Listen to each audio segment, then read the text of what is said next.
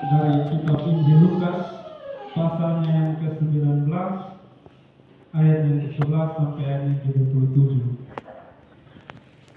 Teks ini berbicara tentang sebuah perumpamaan.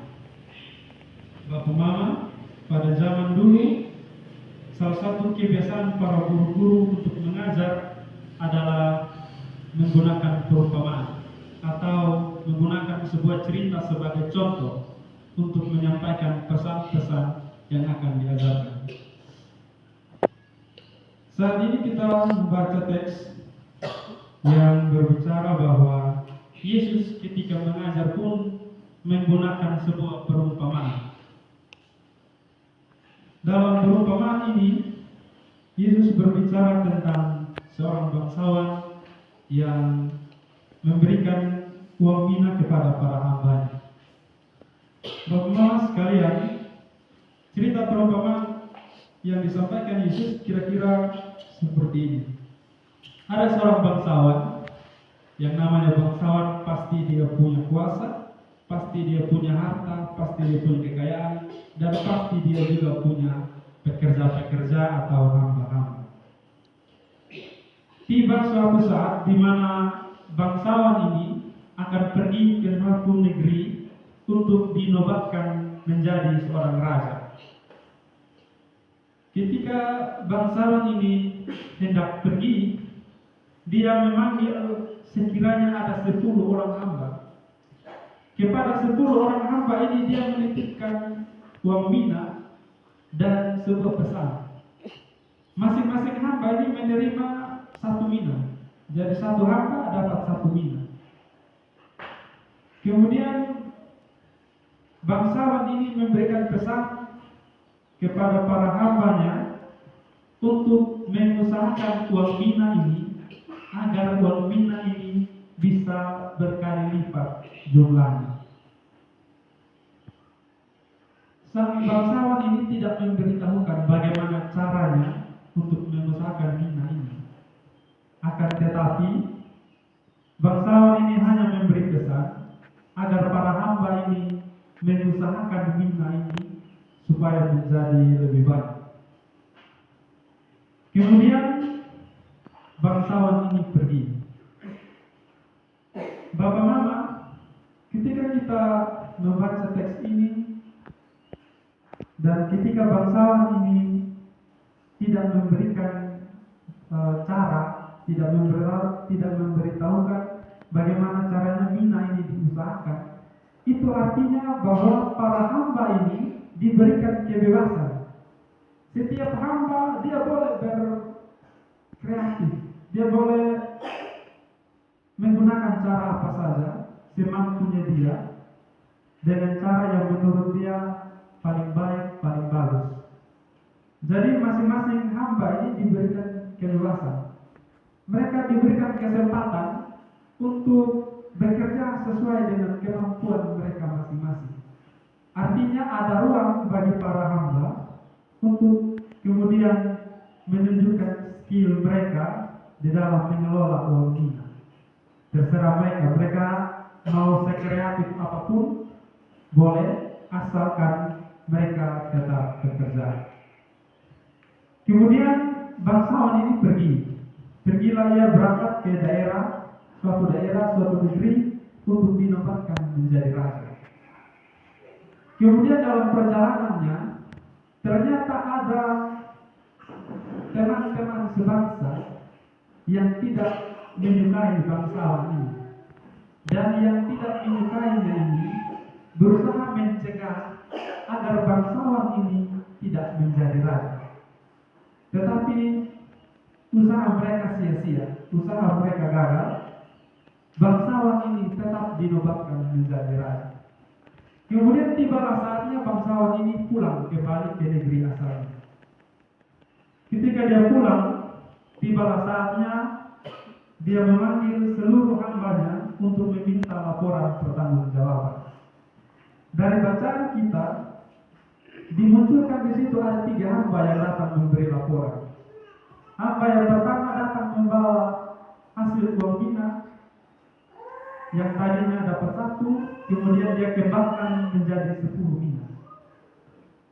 dari 1 menjadi 10. Kemudian sang bangsawan ini sangat senang dan memuji hambanya karena hambanya ini menghasilkan buah mina yang banyak.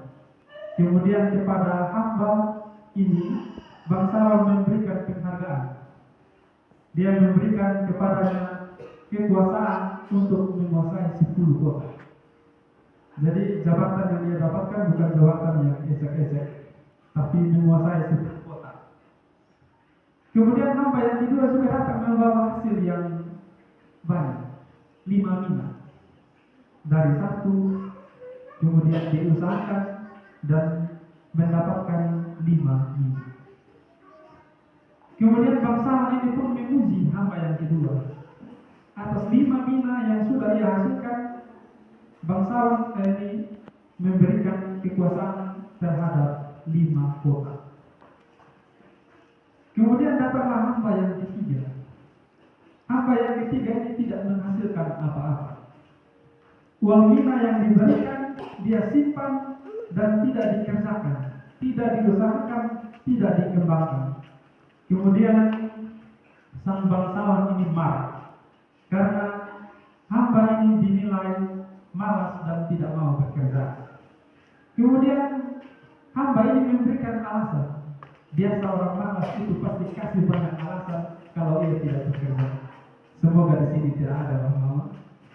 Kemudian hamba ini memberikan alasan dengan mengatakan, saya takut karena uang ini bukan uang saya. Kalau saya pakai untuk kemudian membuka usaha dan membuat uang ini menjadi lebih banyak, saya takut kalau Tuhan marah terhadap saya. Disinilah sang Tuhan ini marah, bangsawan ini marah dan menghukum hamba ini. Kenapa hamba ini dihukum? Karena yang pertama, hamba ini menolak untuk mengikuti perintah sang Tuhan, menolak untuk mengikuti perintah sang bangsawan. Padahal bangsawan ini adalah Tuhan dan ia adalah hamba. Hamba itu harus menuruti perintah Tuhan. Dan juga perintah sang bangsawan itu bukan perintah yang berat juga. Ini hanya untuk perintah dikasih modal, kemudian modal ini harus diputar, harus dikerjakan supaya menghasilkan modal uang yang lebih banyak. Tetapi hamba ini malas dan dia tidak mengusahakan apa-apa. Dia hanya simpan itu uang dalam saku. Pada saat bangsawan ini pulang, dia kasih kembali. Disinilah bangsawan ini marah dan kemudian menghukum sang hamba. Baik Bapak Mama sekalian, apakah arti dari perumpamaan ini? Bapak Mama, bangsawan ini sebenarnya adalah Yesus itu sendiri. Bangsawan ini adalah Yesus itu sendiri. Pada saat itu ketika Yesus memberikan perumpamaan ini, dia memperhatikan pendengar-pendengar. Pada saat itu pendengar-pendengar Yesus mengharapkan Yesus menjadi raja di Israel. Mereka mengharapkan Yesus membangun sebuah dinasti, membangun kembali sebuah kerajaan untuk menjadi kerajaan mereka dan Yesus menjadi raja di situ, menciptakan sistem pemerintahan yang baru. Akan tetapi Yesus menolak hal tersebut karena pemerintahan Yesus bukanlah pemerintahan duniawi, melainkan pemerintahan surgawi. Artinya bahwa pemerintahan Yesus atau pemerintahan Allah itu lebih menekankan pada kehidupan pribadi setiap orang. Karena itu Yesus ingin memberikan satu pemahaman yang baru untuk meluruskan pemahaman yang salah tadi. Untuk meluruskan pemahaman tersebut, Yesus memberikan sebuah perumpamaan, yaitu perumpamaan tentang bangsawan ini yang akan pergi dan dinobatkan menjadi raja. Nah, dalam perumpamaan ini kita melihat bahwa bangsawan ini adalah sebenarnya Yesus sendiri. Yesus akan pergi ke suatu negeri, artinya bahwa Yesus akan pergi ke surga dalam kemuliaannya sebagai seorang raja.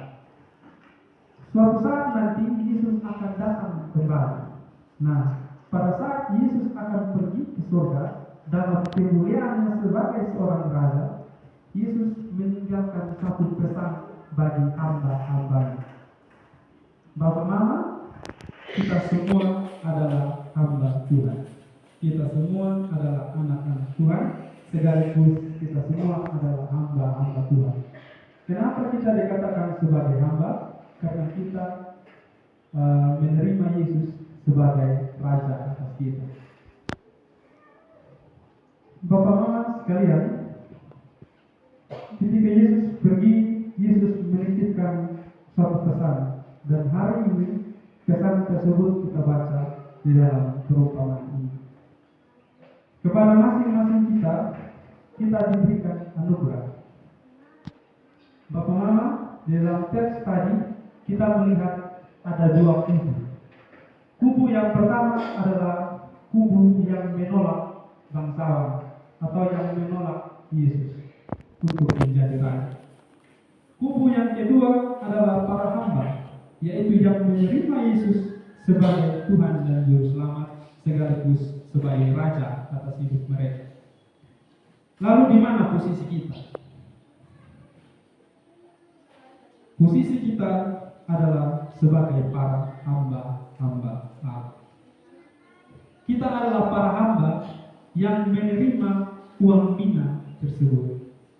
Uang mina ini Bapak Mama adalah lambang atau simbol dari anugerah yang Tuhan berikan kepada kita semua.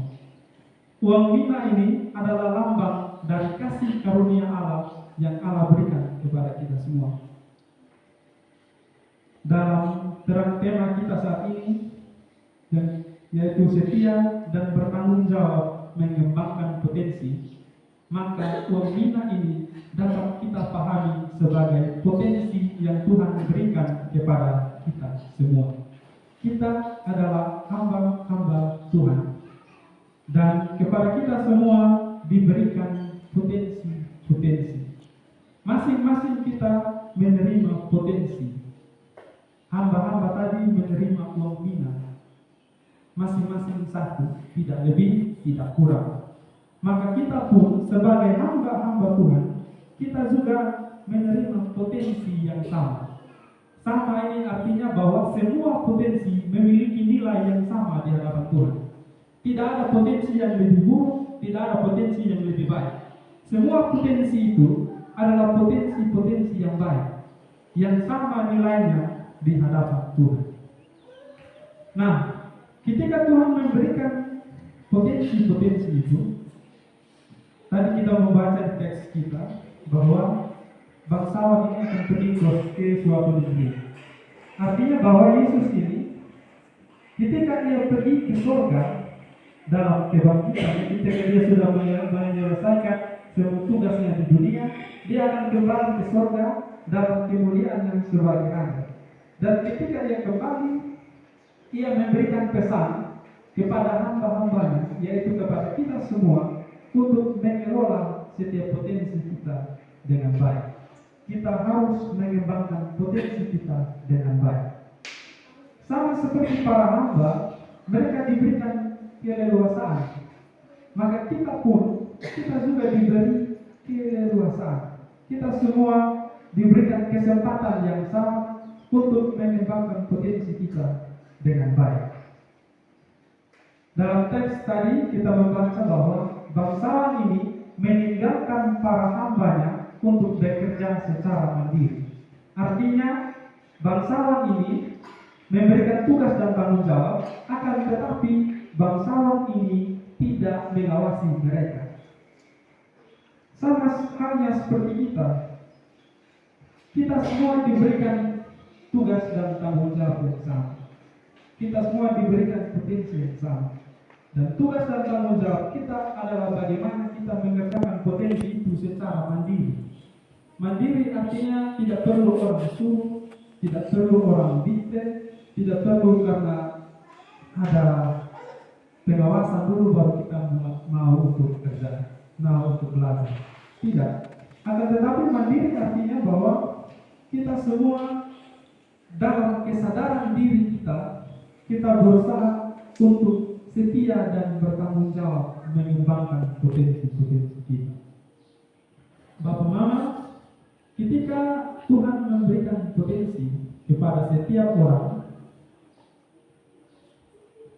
ada satu penghargaan bagi setiap orang yang berusaha untuk mengembangkan potensinya dengan baik.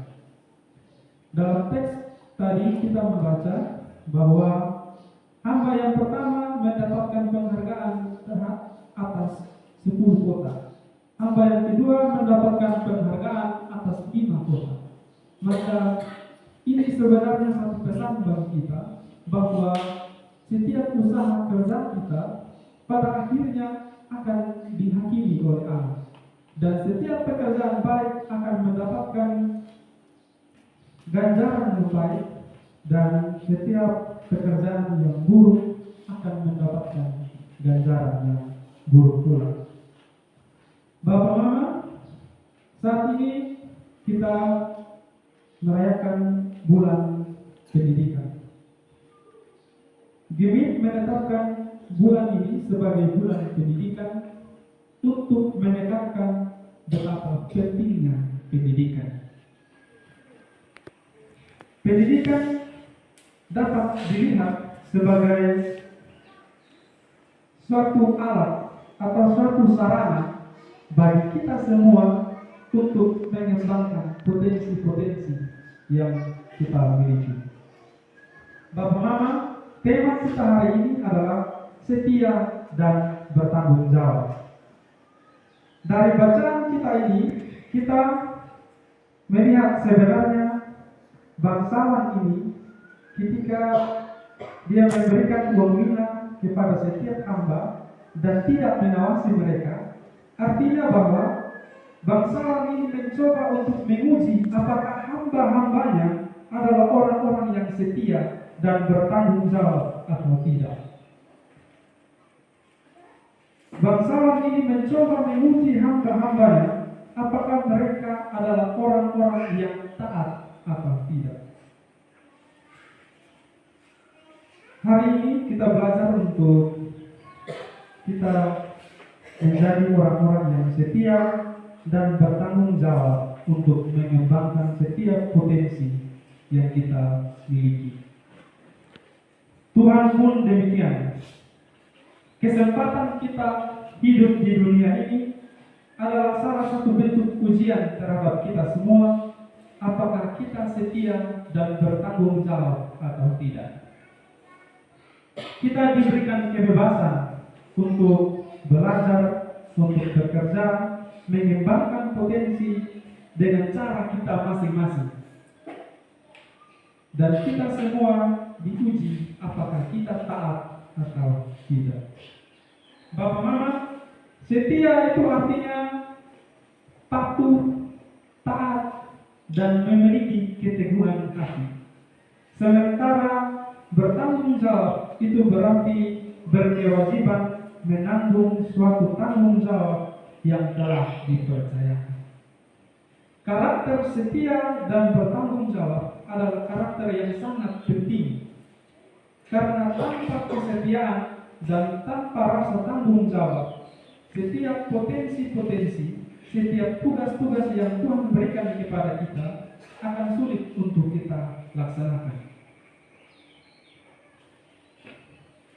Bapak Mama sekalian, dalam bulan pendidikan ini kita melihat bahwa pendidikan ini adalah salah satu sarana yang penting bagi kita semua. Karena itu Bapak Mama, sebagai anak-anak Tuhan yang taat kepada Tuhan, maka kita dituntut untuk setia dan bertanggung jawab mengembangkan potensi. Di pendidikan atau di sekolah kita melihat ada peran guru yang sangat penting. Ada juga peran siswa dan juga peran orang tua. Bapak Mama, untuk belajar dan mengembangkan potensi di bidang pendidikan, kita semua diajak untuk bekerja sama dengan baik. kita semua memiliki kesempatan untuk belajar. Kita semua memiliki kesempatan untuk sedikit tidaknya mengenal pendidikan. Pernah sekolah, walaupun memang tidak selalu sampai pada jenjang yang lebih tinggi, tapi sedikit tidaknya kita mengejar pendidikan. Bapak Mama, dalam proses kita belajar, kita dituntut untuk kita bertanggung jawab akan proses kita belajar tersebut. Dalam dunia pendidikan, seringkali sebagai anak murid atau sebagai siswa-siswa, kadang-kadang kita malas untuk belajar. Kadang-kadang sebagai anak-anak sekolah, sebagai mahasiswa atau mahasiswi, kita kadang-kadang menyia-nyiakan kesempatan untuk belajar. Kita tidak menggunakan kesempatan dalam dunia pendidikan kita dengan baik untuk belajar dan mengembangkan potensi, akan tetapi kita menyia-nyiakan waktu dan kesempatan tersebut. Karena itu firman Tuhan hari ini mengajarkan kita sebagai hamba-hamba Tuhan, sebagai siswa-siswi di sekolah, sebagai mahasiswa-mahasiswi di kampus, kita semua dituntut untuk setia dan bertanggung jawab atas pendidikan tersebut. Kalau kita sudah memiliki kesempatan untuk belajar, untuk menempuh pendidikan, maka belajarlah untuk setia dan bertanggung jawab atas proses tersebut. Tidak semua orang memiliki kesempatan yang sama untuk belajar, untuk mengecap pendidikan. Karena pendidikan itu sendiri menuntut biaya yang mahal. Dan jika kita mendapatkan kesempatan tersebut, maka pakailah kesempatan tersebut dengan baik. Jadilah murid-murid yang taat, yang setia, dan bertanggung jawab. Karena jika kita bermain-main dengan pendidikan, maka kita telah menyia-nyiakan kasih karunia yang Tuhan berikan kepada kita semua. Kemudian kita juga harus mengingat bahwa ada peran orang tua yang sangat penting di dalam dunia pendidikan. Orang tua bertugas sebagai orang tua bertugas sebagai donatur. Donatur artinya yang menyediakan biaya sekolah, yang menyediakan setiap kebutuhan anak-anak yang akan sekolah. Artinya di sini bahwa orang tua pun memiliki tugas yang sama, yaitu setia dan bertanggung jawab untuk mengurus anak-anak agar mereka sekolah dengan baik. Akan tetapi Bapak Mama, jika orang tua berusaha mati-matian, tapi anak-anak tidak memperhitungkan pengorbanan orang tua, maka ini pun menjadi satu masalah. Karena itu, ketika orang tua sudah berusaha untuk memberikan usaha yang terbaik, memberikan bantuan yang terbaik bagi anak-anak agar anak-anak bisa sekolah, maka anak-anak pun bertanggung jawab untuk menggunakan kesempatan-kesempatan tersebut belajar dengan baik. Jangan menjadi manusia-manusia yang tidak mau bertanggung jawab atas tugas-tugas yang sudah diberikan. Kemudian di sini kita melihat bahwa dukungan orang tua sangat penting bagi anak-anak. Kalau orang tua tidak mendukung anak-anaknya, bagaimanakah anak-anak bisa mengembangkan potensi-potensi yang mereka miliki? Orang tua harus selalu mendukung anak-anaknya untuk belajar atau untuk sekolah. Jangan biarkan anak-anak kita menjadi anak-anak yang luntang-lantung di jalan. Akan tetapi mari kita mendidik anak-anak kita supaya mereka mau untuk belajar dan mencap pendidikan. Dengan demikian kita sebenarnya sedang mengukir, kita sebenarnya sedang mengusahakan agar anak-anak kita memiliki masa depan yang baik. Tanda cinta kasih kita kepada anak kita salah satunya adalah dengan kita mendukung mereka dalam dunia pendidikan. Kemudian kita juga melihat bahwa dalam dunia pendidikan Karena kalau murid ada tapi guru tidak ada, murid mau belajar apa?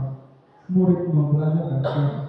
Nah, guru ini memiliki peranan yang penting. Karena itu setiap guru harus mengingat akan tugas dan tanggung jawabnya yang penting ini. Ia pun dituntut untuk setia mengajar kepada anak-anak, setia mendidik setiap murid-murid. Dan ia pun bertanggung jawab atas proses belajar dari setiap murid. Akan tetapi Bapak Mama,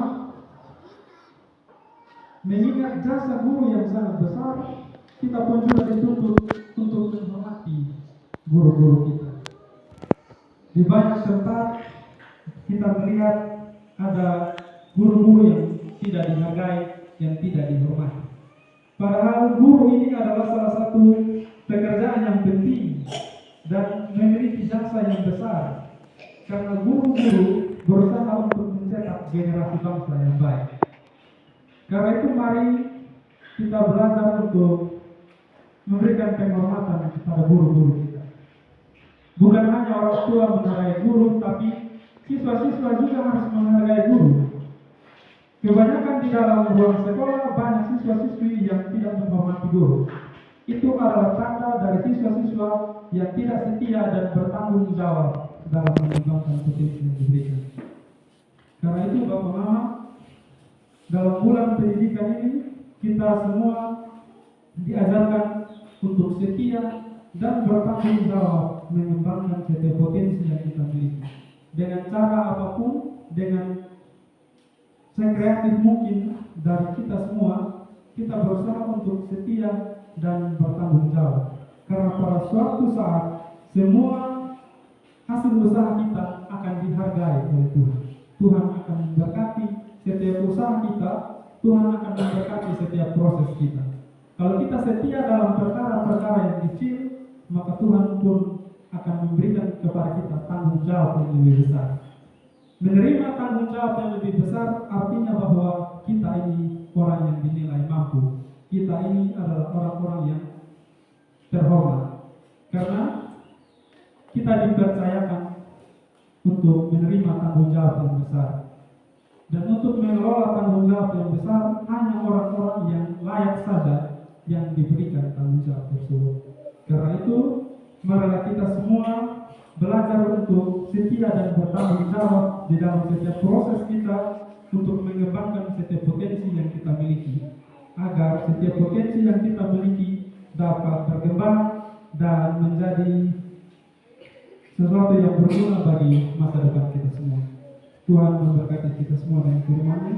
Amin.